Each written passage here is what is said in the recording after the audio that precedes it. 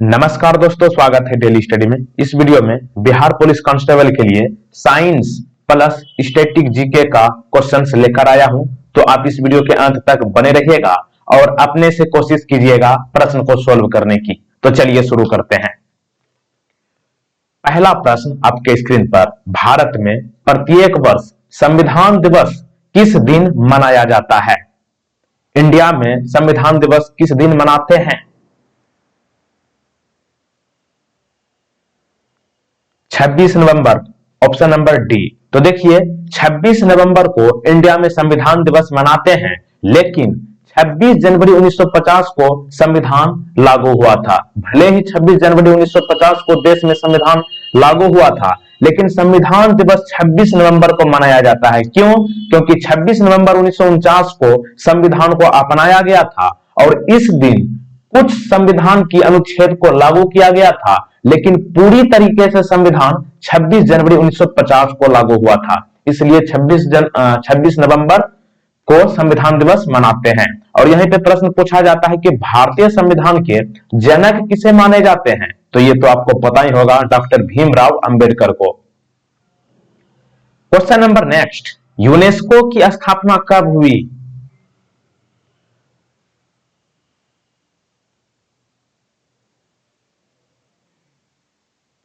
Option number D, 1945 में UNESCO की स्थापना हुई। यूनेस्को का पूरा नाम क्या होता है? United Nations educational, scientific and culture organisations. और यूनेस्को की स्थापना 16 नवंबर 1945 को हुई थी। और यूनेस्को का हेडक्वार्टर कहां है? पेरिस में। पेरिस कहां है? पेरिस फ्रांस की राजधानी है। क्वेश्चन नंबर 3, कालबेलिया लोकगीत और नृत्य किस राज्य से संबंधित है? कालबेलिया।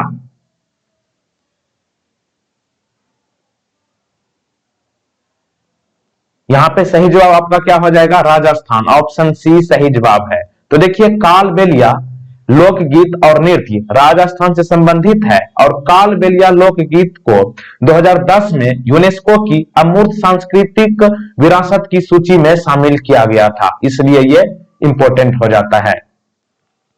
क्वेश्चन नंबर 4, कंप्यूटर का दिमाग किसे कहते हैं? What is the brain of a computer?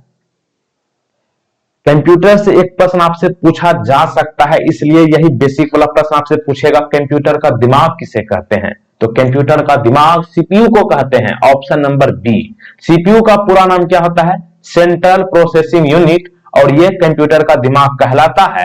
अच्छा, कंप्यूटर का पिता किसे कहा जाता है? तो कंप्यूटर का पिता चार्ल्स बेबेज को कहा जाता है। कंप्यूटर से आपसे इससे ज्यादा प्रश्न नहीं पूछा जाएगा।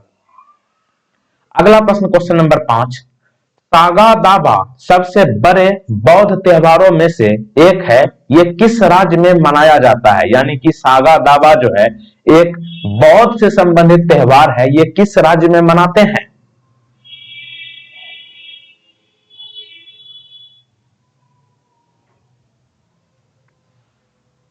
सिक्किम। ऑप्शन सी सही जवाब है। तो देखिए सिक्किम में सागा देवा त्योहार मनाया जाता है जो कि बौद्ध से संबंधित है। और यह त्योहार जो है गौतम बुद्ध के जन्म, ज्ञान और निवारण की प्राप्ति के लिए मनाया जाता है।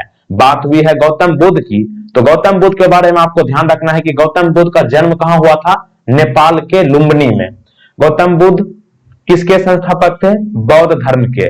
और शाक्य मुनि या फिर शाक्यों के ऋषि किसे कहा जाता है? गौतम बुद्ध को। अच्छा, आप ये बताइएगा कि गौतम बुद्ध का जन्म कब हुआ था? वैसे तो जन्म नेपाल में हुआ था, लुम्बिनी में, लेकिन कब हुआ था ये आप बताइएगा कमेंट में। ये बहुत आसान प्रश्न था, इसलिए मैंने आपसे पूछ लिया। क्वेश्चन नंबर 6, राज्य हड़प नीति की शुरुआत किसने की थी? राज्य हड़प नीति मतलब राज्य को कब्जा करने वाली नीति किसने शुरू की थी? Option number B, Lord Dalhousie ने राज्य हड़प नीति की शुरुआत की थी। तो देखिए राज्य हड़प नीति के अंतर्गत क्या होता था कि जब किसी संरक्षित राज्य का शासक की मृत्यु हो जाती थी तो उसका राज्य जो है देश की सदियों पुरानी परंपरा के अनुसार उसके वारिस को नहीं दिया जाता था। यानी कि उस राज्य के राजा की मृत्यु हो जाती थी तो उसके पुत्र को वो राज्य नहीं दिया जाता था। यही था राज्य हड़प नीति जो कि लॉर्ड डलहौजी ने शुरुआत की थी। क्वेश्चन नंबर 7, मोर्चा लगने से बचाने के लिए लोहे पर एक सुरक्षात्मक जस्ते की विलेपन किया जाता है, इस प्रक्रिया को क्या कहते हैं?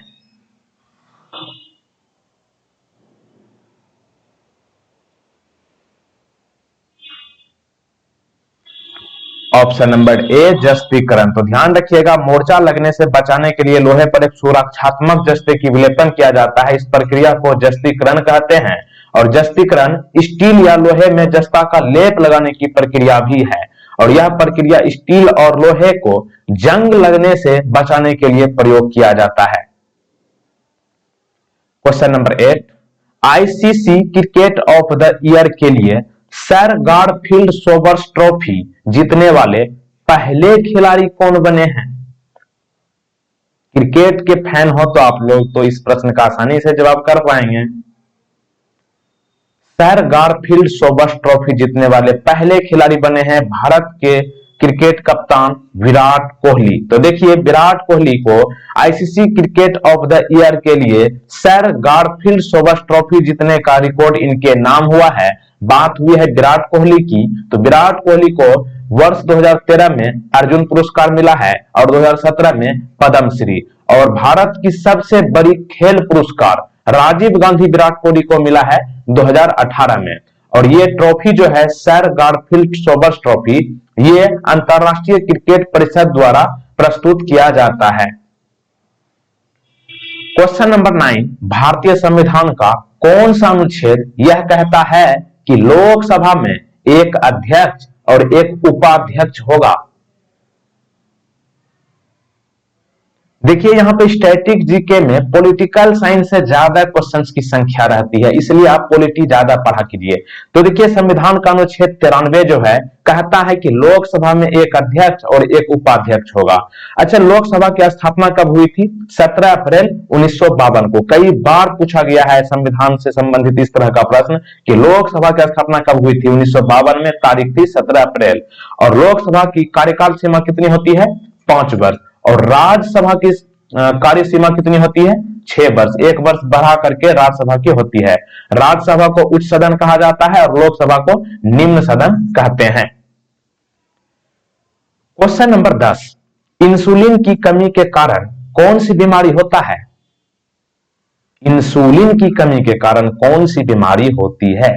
तो यहां पे आपका सही जवाब क्या हो जाएगा? Diabetes mellitus. Option number D सही जवाब। तो ध्यान रखिएगा, इंसुलिन की कमी के कारण डायबिटीज मेलिटस रोग होता है। अच्छा, इंसुलिन एक प्रकार का कैसा हार्मोन है? तो ध्यान रखिएगा, इंसुलिन पेप्टाइन हार्मोन है, peptide. Okay, peptide. Question number 11, वायुमंडल में कुल कितने परतें हैं, यानी कि परत? वायुमंडल में कुल कितने परत हैं? जियोग्राफी से यही बेसिक सा प्रश्न पूछा जाएगा, ज्यादा टफ आप लोगों से नहीं पूछा जाएगा। तो देखिए, वायुमंडल में कुल 6 परत हैं। ऑप्शन सी यहां पे सही जवाब है। ये थोड़ा सा नीचे आ गया है एरो, सही कर लीजिए। 6 परत है कुल मिलाकर वायुमंडल में। कौन कौन? क्षोभ मंडल, समताप मंडल, मध्य मंडल, ताप मंडल, आयन मंडल और बाह्य मंडल। ओके, आपको सिर्फ नंबर याद रखना है कि वायुमंडल में कुल 6 परत होता है। क्वेश्चन नंबर 12, भारत की दूसरी सबसे बड़ी नदी। वैसे तो आपको पता है कि भारत की सबसे लंबी नदी है गंगा, लेकिन भारत की सबसे दूसरी लंबी नदी कौन है जो कि देश का 10% क्षेत्र को घेरती है?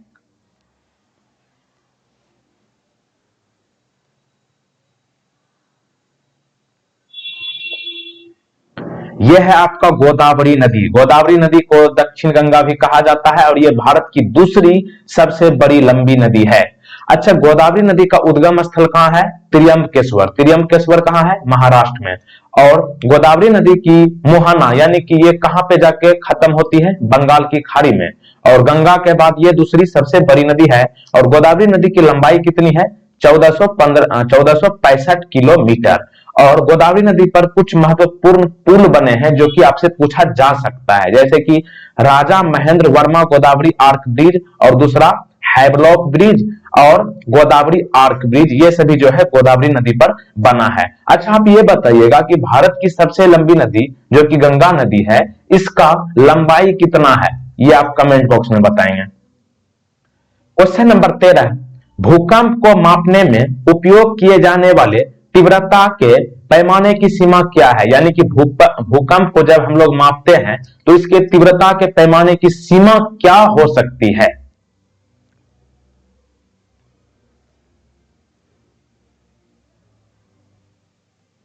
यहां पे सही जवाब क्या होगा, 1 से 12। ओके, ऑप्शन नंबर ए। तो देखिए यहां पे एक प्रश्न और बनता है कि भूकंप की तीव्रता को मापने के लिए हम कौन सा क्या बोलते हैं यंत्र का इस्तेमाल करते हैं। तो भूकंप की तीव्रता को मापने के लिए हम लोग रिएक्टर स्केल और सिस्मोग्राफ का इस्तेमाल करते हैं, और इसका मापने की सीमा क्या है, 1 से 12 तक। और भूकंप का दूसरा नाम क्या है, भूचाल इसे कहा जाता है। वैसे आप रामायण महाभारत में देखे होंगे भूचाल। ओके, क्वेश्चन नंबर 14, दिल्ली की पहली मेयर, मोस्ट इंपोर्टेंट, दिल्ली की पहली मेयर कौन थे।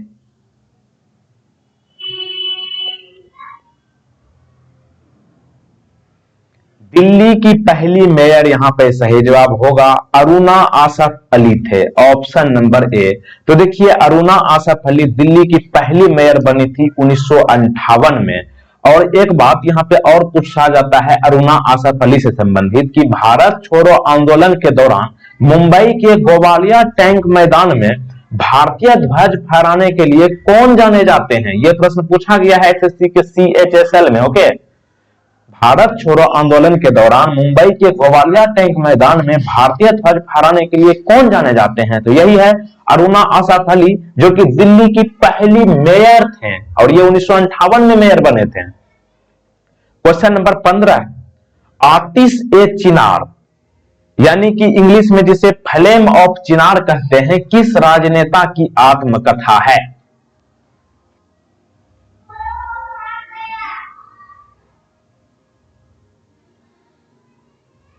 ऑप्शन नंबर यहां पे ए सही जवाब है, शेख मोहम्मद अब्दुल्ला आतिश ए चिनार इन्हीं के आत्मकथा है। इंग्लिश में फ्लेम ऑफ चिनार कहते हैं। अच्छा, जम्मू और कश्मीर की रियासत के पहले निर्वाचित प्रधानमंत्री, आप लोग ये मत सोचिएगा कि प्रधानमंत्री गलती से टाइप हुआ है, यहां पे मुख्यमंत्री नहीं, प्रधानमंत्री। एक जमाने में जम्मू और कश्मीर में प्रधानमंत्री हुआ करते थे। तो जम्मू और कश्मीर की रियासत के पहले निर्वाचित प्रधानमंत्री कौन थे। तो यही थे शेख मोहम्मद अब्दुल्ला, जिसका की आत्मकथा है आतिश ए चिनार, जिसे इंग्लिश में फ्लेम ऑफ चिनार कहते हैं। अच्छा, फ्लेम ऑफ चिनार जो कि अब शेख अब्दुल्ला की आत्मकथा है, इसके संपादक कौन है। तो यह है आपका खुशवंत सिंह। 15 क्वेश्चन आपको कंप्लीट करा चुका हूं। एक प्रश्न आपके लिए रखा हूं, बहुत आसान है और बेसिक है। झारखंड बिहार से कब अलग हुआ था। इस प्रश्न का सही जवाब आपको नीचे कमेंट बॉक्स में बताना है। दोस्तों एक बात मैं आपसे पूछना चाहता हूं, आप लोग ये बताइए, हम सोच रहे हैं कि बिहार पुलिस कांस्टेबल के लिए करेंट अफेयर्स का सीरीज एक अलग से लाया जाए, क्योंकि करेंट अफेयर्स का क्वेश्चन ज्यादा पूछा जा रहा है। इन दिनों जितना भी एग्जाम हो रहा है सब में करेंट अफेयर्स की क्वेश्चंस की संख्या बहुत ज्यादा हो चुकी है। इसलिए सोच रहा हूं कि बिहार पुलिस कांस्टेबल के लिए करेंट अफेयर्स का वीडियो लाया जाए या नहीं, ये आप लोग कमेंट बॉक्स में बताइएगा। और पिछला वीडियो अगर आप बिहार पुलिस साइंस का क्वेश्चंस वाला नहीं देखे हैं तो यहाँ पे आई बटन पे मिल जाएगा, उसको आप जरूर देख लीजिएगा। वहां पे आपको बिहार पुलिस का साइंस और बिहार पुलिस का स्पेशल प्लेलिस्ट भी मिल जाएगा, उसको आप जरूर देखें। और थैंक यू, जय हिंद, जय भारत, जय बिहार, बाय बाय।